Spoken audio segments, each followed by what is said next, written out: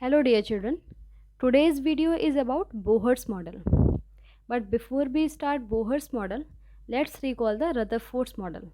Limitations of Rutherford's model, okay? Because Bohr gave his theory to overcome the limitations of Rutherford's model only. So it is very important to recall limitations of Rutherford's model. So here is the two limitations of Rutherford's model. First limitation, okay? We are going to talk about the first limitation. As he said that electron revolve around the nucleus with constant speed. Okay, so if electron is revolving around the nucleus with constant speed, it will definitely get accelerated because of the direction change. So in that case, according to Maxwell's electromagnetic theory, which says that when an accelerated charged particle revolves, it will definitely emit electromagnetic radiation. Okay, so according to Maxwell electromagnetic theory, electron will also emit the radiation, and if electron will emit the radiation, then it will lose its energy and it will come closer and closer to the nucleus, and after a certain period of time it will fall into the nucleus, and in that case atom will not remain stable, which is actually not true because atom is a stable substance. Okay, so this is the first limitation, that Rutherford's model could not explain the stability of atom. This is the first limitation of Rutherford. Now second limitation, as electron is revolving around the nucleus and continuously it is emitting it is emitting the radiation.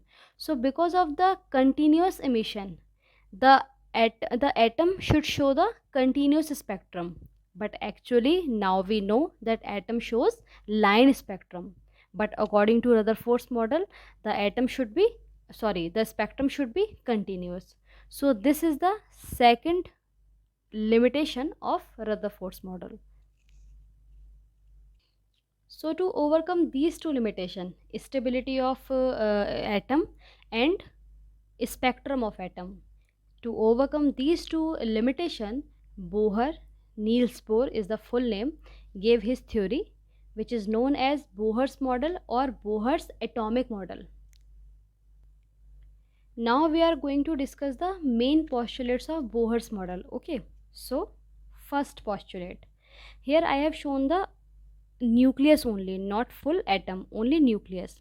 So as we can see that there is a vast area around the nucleus. So can electron roam anywhere around the nucleus? So according to Bohr's model, answer is no. Electron can revolve only in certain areas around the nucleus, and that certain areas are known as energy states or energy level. Okay, so this is the first postulate, first point of Bohr's model. He also said that these particular areas or energy level can be designated as K, L, M and so on, or 1, 2, 3 and so on. Okay, so these are the energy levels in which electron can revolve around the nucleus. Now second postulate, Bohr's model says that when a electron present in a particular energy shell, there is no loss and gain of energy. So this point is opposite to the Rutherford's model point, which says that when electron revolves around the nucleus, it emits the radiation, and because of that point Rutherford model fails, and this point Bohr's models this point shows that how an atom remains stable, because there is no loss and gain of energy till the electron present in a particular energy shell. So this is the second postulate of Bohr's model. Now we have third point.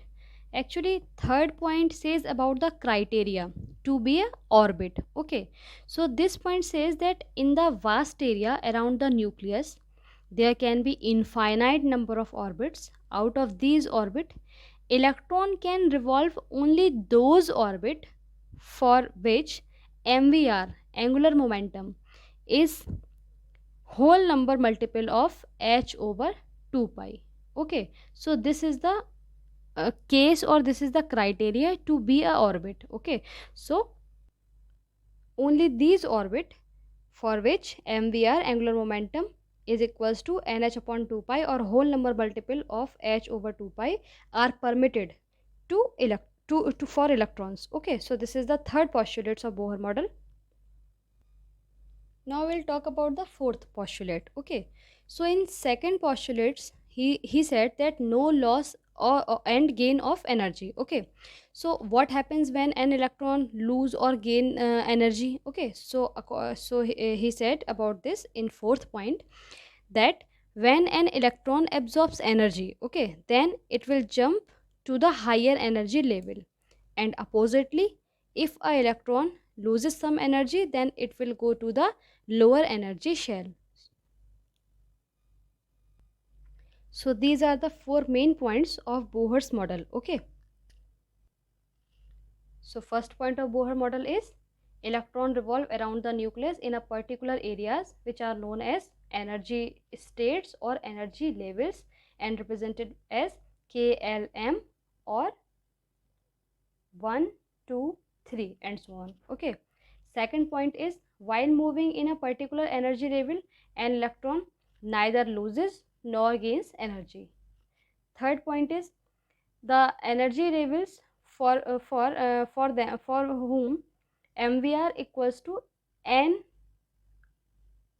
h over 2 pi, means angular momentum is a whole number multiple of h over 2 pi. So these are the only orbits which are permitted to stay the electron.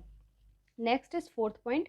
Fourth point says that energy is emitted or absorbed only when electron jumps from one energy level to another. Okay, so if electron absorbs energy, then it will go to the higher energy level, and oppositely, when it loses energy, then it will come to the lower energy level. So this shows that the energy absorbed is equal to E2 minus E1. The energy of higher orbit is E1 and lower orbit is E2.